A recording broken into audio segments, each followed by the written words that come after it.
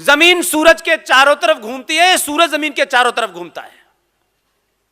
इस विवाद को गैलीलियो ने जब कहा कि भाई ये गलत है, ये ठीक है, तो उन्होंने कहा नहीं, बाइबल तो कहती है कि सूरज घूमता है, ये कहता है जमीन घूमती है, तुम काटो गर्दन, काट दी उसकी गर्दन। दूसरे वाले हैं जो 1400 साल पहले आए, वो कहते हैं जमीन चपटी है। कोई तथ्य नहीं है, कोई तर्क नहीं है, और अल्लाह पे यकीन नहीं करते। हम सुन रहे हैं 50 साल से, क्योंकि हमारा तो जन्म वहां हुआ है। जब सुनो, हम सिर्फ अल्लाह से डरते हैं, सिर्फ अल्लाह से डरते हैं, डरना चाहिए। 14 के बाद राय क्यों बदल गई?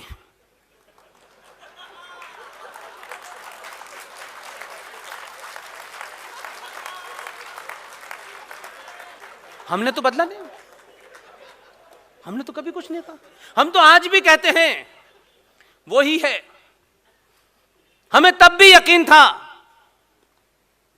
जब हम जंगल में रहते थे, आज भी यकीन है।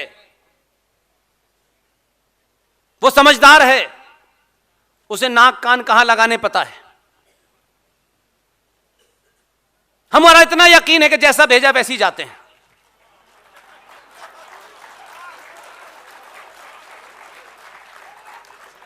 हम नास्तिक हो जाएं, आस्तिक हो जाएं, सनातनी हो जाएं, गैर सनातनी हो जाएं, उस पे सवाल नहीं उठाया कि नीचे भेग से वक्त इनके से नीचे आके काम कर रहे थे, उसी ने क्यों नहीं करा। हम हिंदू पैदा हुए हैं, हिंदू ही जाएंगे। तुम्हारा संकट यह है कि तुम हिंदू पैदा हुए हो, मुसलमान बन के जाओगे।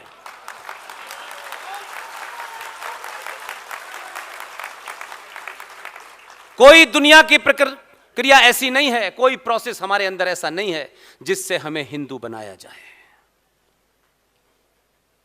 और बड़े जाहिल, इस लेवल के जाहिल हैं, कहते हैं कि ये हिंदू और ये यहूदी, ये दोनों शैतान हैं।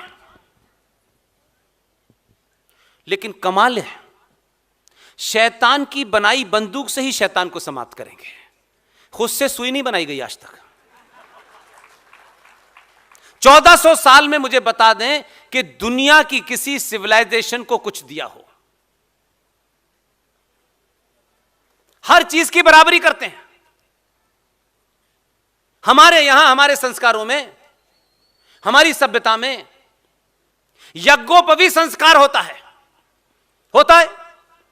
आज हमने उसे जात पात में बांट दिया हो, वो सबका होता था। जब मां की गोद से बच्चा चलने लगता है, जब वो विश्वविद्यालय जाना चाहता है, जब वो गुरुकुल जाना चाहता था, उस समय उस बच्चे का यज्ञोपवीत संस्कार होता है, जिसे जनेऊ संस्कार भी कहते हैं। उसके पीछे क्या मानसिकता थी?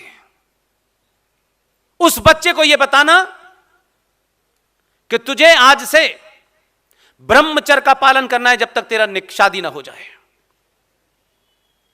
जब तक यह जनेऊ है इस संसार पे, इस धरती पे, कोई भी छोटी बच्ची, बड़ी बच्ची, वो तेरी बहन और मां हो सकती है।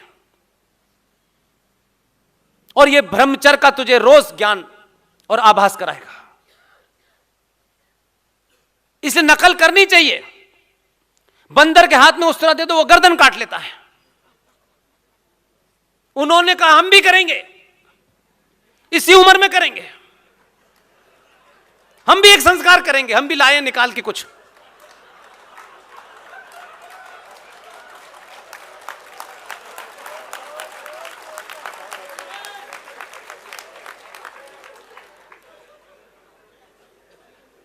वो बेचारा जिन कारणों से 7 साल में रोता है, पूरी दुनिया को रुलाता है। अब मुझे बताइए, इसमें मैंने क्या अनसाइंटिफिक बात कही है? इसलिए आज इस सभा में आप सबसे मैं चाहता हूं, खासतौर से माओं से चाहता हूं, बहनों से चाहता हूं, अपने नरेटिव्स को, अपने नारों को आज के लिए मत बनाइए। आज हो सकता है तत्कालिक तौर पे कोई चीज अच्छी लगे, लेकिन हर अच्छी चीज एक लंबे जीवन के लिए अच्छी होगी ऐसा होता नहीं है। मेरी माएं, मेरी बहनें, हम जब ये संकट सुनते हैं, आपके यहां भी मुझे लोगों ने बताया कि यहां लव जिहाद होता है, यहां कन्वर्जन होता है। यह इसलिए होता है कि हमारी माएं कथा सुनने जाती हैं किसी चमत्कार के लिए। उन्हें लगता है कोई चमत्कार होने वाला है जो नहीं हो रहा है घर में।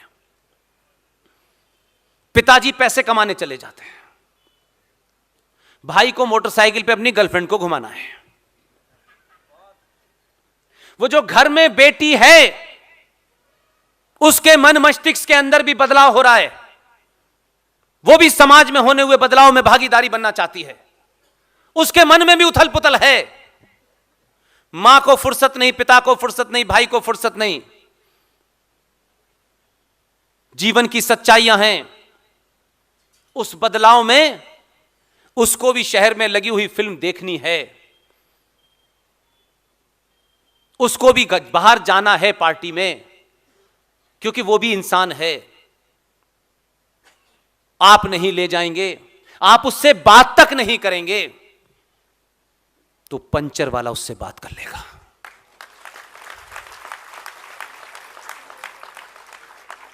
इसलिए आप अपनी बेटियों से खूब बात करें, और जब बेटी 20 साल के आसपास हो जाए उसे दोस्त की तरह बात करें और उसे दोस्त बनाएं अपना। और जो मेरे युवा भाई हैं जो बेमतलब फुल स्पीड पे मोटरसाइकिल चलाते हैं, आपको हर महीने में एक ही काम करना है, अपनी बहन के साथ उससे पूछिए कि शहर में ये सबसे अच्छी फिल्म लगी हुई है, मुझे तेरे साथ ही देखना है, बताओ किस दिन चलूं।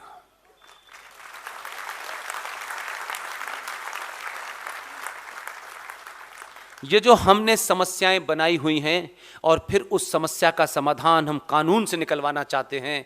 कानून भारत के संविधान के हिसाब से पुलिस एक्ट 1860 1860 के कानून से भारतीय पुलिस गवर्न हो रही है आज भी। एविडेंस एक्ट 1861 का है। यह कोविड बीमारी से लड़ने के लिए जो पेंडेमिक एक्ट है, कोविड आई है 2019 में, दवा डॉक्टर ढूंढना है 1921 में, साइंस रिसर्च कर रहे हैं लोग 1919 में। लेकिन आपको पता है 1897 के पेंडेमिक एक्ट से हम कोविड को डील कर रहे हैं। कहां खड़े हैं हम? इसलिए माओ से एक ही बात कहनी है मुझे। एक समय था जब सनातन पे संकट आया था। उस संकट के दौर में माओ ने, हमारे बुजुर्गों ने सनातन को बचाने के लिए, उन आस्थाओं को जिंदा रखने के लिए भक्ति का सहारा लिया। उसी दौर में मीरा जैसे सब लोग आए। ऐसा भी समय आया कि आप कोई ऐसा काम जो सनातनी हिंदू करते हैं वो सार्वजनिक तौर पे पता ना चले।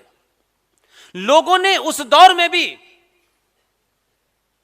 10 पेड़ों के बीच में एक तुलसी लगा दी जो कि पता ना चले, और उसके ऊपर पानी चढ़ाकर भी अपने सनातन को बचाया। हम नहीं बता पाए लोगों को यह तुलसी कोई धार्मिक, कोई मजहबी पौधा नहीं है। तुलसी साइंटिफिक पौधा है, इसलिए हम उसकी केयर कर सकें, उसको बचा सकें, उसमें रोज पानी डाल सकें, इसलिए हमने उसे पूजा से जोड़ दिया। आप अपने मेहमानों को, जिसको मैं पब्लिकली डिस्करेज करता हूं, हमारी परंपरा में जितना बड़ा मंत्री उतना बड़ा बुके। लगता है बुके से खुश होंगे वो।